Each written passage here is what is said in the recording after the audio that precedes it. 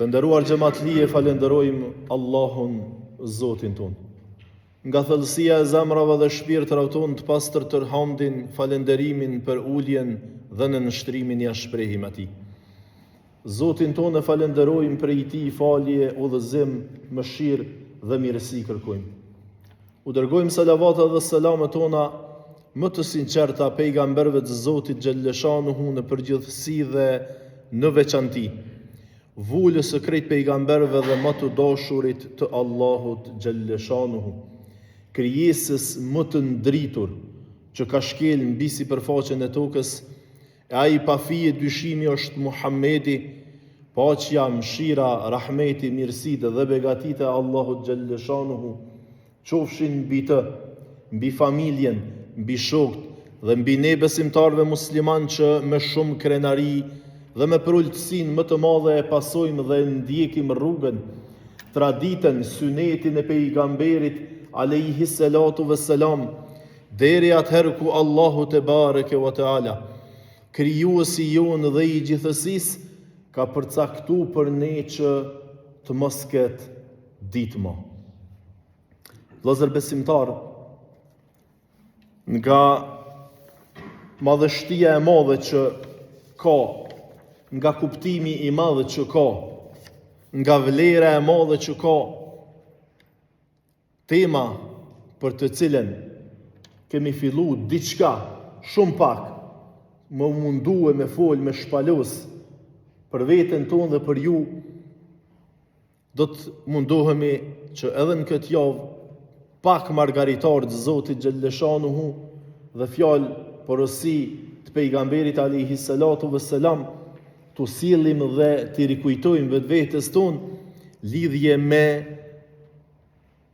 dashurinë ndaj Zotit xhalleshanuhu dhe lidhje me atë kuptimin e fjalës frigë, e cila shpeshherë është përkthye në disa ajete në Kur'anin famëmadh. Dhe që fatkeqësisht një pjesë e jona besimtarve kemi mendu dhe po mendojmë se sikur mos ishte friga ndaj disa ndeshkimeve të Zotit, sikur mos ishim tut për shkak të disa ndeshkimeve të Zotit xhalleshanuhu, ne i kishim bë edhe do punë tjera që do të që i lona pa i bë, po dhe shumë punë që i bojmë, nuk i kishim bëhe, mos ishim tut prej Zotit xhalleshanuhu. Të nderuarit e mi, që të fjalen frigë ndaj Zotit, do të mu mundu me e kuptu e drejt, se javën e kalume kemi sjell disa kuptime që i ka kjo në gjuhën arabe. E më së paku fjala ittaqullah ose ittaqillah, që në gjuhën tonë përkthehet jo drejt frigojuni Allahut, sepse fjala frigë në gjuhën shqipe kuptimin kryesor e ka trishtim. Kuptimin kryesor fjala frigë në gjuhën shqipe ka trishtim. E Allahu kur nuk ka thirr mu trishtu për tina. Allahu kur nuk ka thirr mu tërbu për tina. Si që trishtohemi edhe e tërbohemi ne, kur të frigohemi prej diçkaje. Por, për atë arsye, shumica e dietarëve, e sidomos edhe dietarët bashkohor, fjalën ittaqullah e kanë spjegu ma shumë si takvallëk ndaj Allahut xhalleshanuhu. Pra, ki frikë Allahun është më mirë dhe më përshtatshme që me konë takvon ndaj Zotit xhelle xhelaluhu ve xhelle shanuhu. Sepse fjala frigë nuk e përcjell kuptimin e plot të fjalës ittaqullah. Më shumë i përshtatet fjala frigë, respekt, dashuri, shpresë, bindje, se sa frigë. Pra na, me Allahun do të me jetue me shpresë të Ai, me ymët të Ai, me bindje të Ai, me dashuri të Zoti Gjelle Gjelaluhu ve Gjelle Shanuhu, për miliona, miliarda argumente dhe dëshmi që Allahu na i ka dhënë në vetveten tonë, po edhe në horizont me i po për çdo sekondë, çdo minutë, çdo çast, që me u bindna se s'kemi nevojë me u trishtu, me u tërbue prej Zotit, po ato dohet me e dashtë. Me Allahun do të me jetu me dashuri me të, me bindje me të. Dhe fjala e Zotit Gjelle Gjelaluhu ve Gjelle Shanuhu në Kur'an, ku ai na është drejtu duke na thonë Bismillahirrahmanirrahim, Ja ejuhalladhina amanu, ittaqullaha haqqa tuqatihi, wa la tamutunna illa antum muslimun. Allahu po thot, o ju besimtar, kini frikë, respekt Allahun Gjelle Shanuhu, ashtu siç e meriton t'i kihet frikë, respekt Zotit Gjelle Shanuhu. Pra, pjesa e dytë e ajetit, ko gjo mirë po na i spjegon qysh duhet na me e kuptue fjallën ittaqullah në raport me Allahun Gjelle Shanuhu. Qysh, ashtu qysh e meriton Zoti. Jo ashtu qysh e meritojnë krejt frigën, po qysh Zoti e meriton. Qysh e meriton Zoti? E meriton me respekt, me dashuri, me sinqeritet ndaj tina. Jo me trishtim.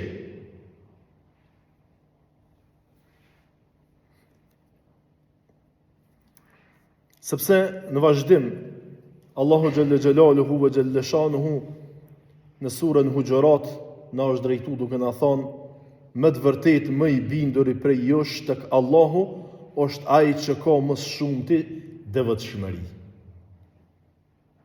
Po jo ai që tutet, jo ai që trishtohet, po ai që është i devotshëm.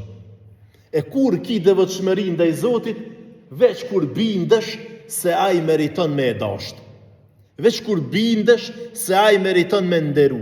Veç kur bindesh se ai meriton dashuri. Veç kur bindesh se ai meriton sinqeritet. E kush ma shumë se Zoti meriton bindje, dashuri edhe sinqeritet, as kush dhe as gjo tjetër.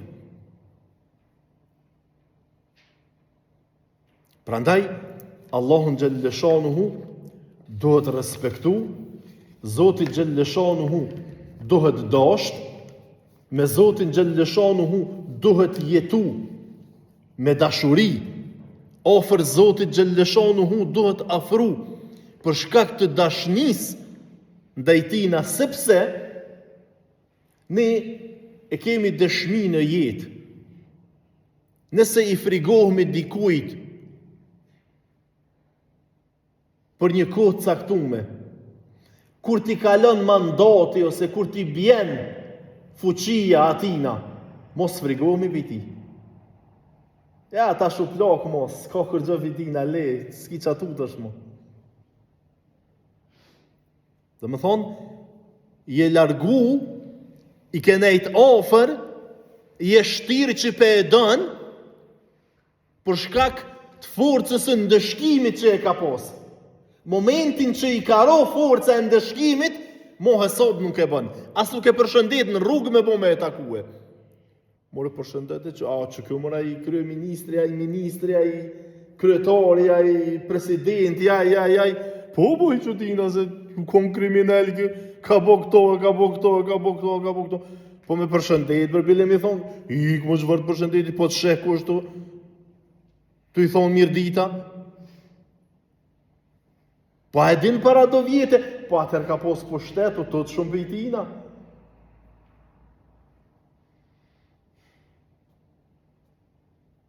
E jo, në raport me Allahun xhalleshanuhu, nuk dohet frigu kështu. Allahun dohet dasht. Allahun duhet nderu. Ofër Allahut duhet qëndru për shkak të mirësive, për shkak të dashurisë ndaj tij, jo për shkak të frikës sa i më çon në xhenem. Po për shkak të dashurisë se ai ka premtuar xhenetin, për shkak të dashurisë se ai na ka krijuar njerëz, për shkak të dashurisë se ai na ka krijuar në formën më të mirën, për shkak të dashurisë se ai na ka dhënë synin e gojen e veshin e hundën e çdo organen, ai ka dhënë fëmijën e vllatë, na shëron e çon shiun e diellin e hanën e tokën e yjet e galaktikat e ujin e gjithçka për hatër tonin. Pse mu frigu ndaj tij? Jo, ato do të më dashur. Se në fund mbi gjitha e ka krijuar xhenetin.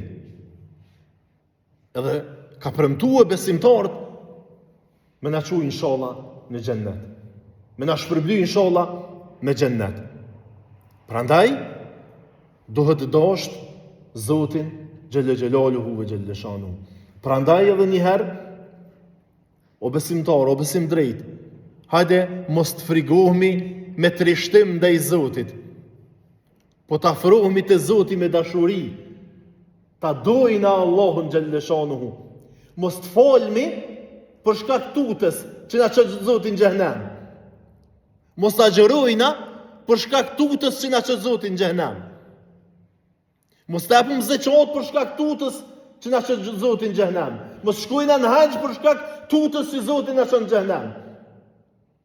Po të folmi për shkak dashurisë ndaj Allahut xhalleshanuhu. E nëse na e rregullojmë dashurinë dhe me dashuri afrohemi Allahut xhalleshanuhu, pasha madhninë e Zotit nuk kena me prit namazit drekës, me ardh namazi i qindis, mezi kena me prit me ardh namazi i qindis, pse? Mu taku me një dashur tonin.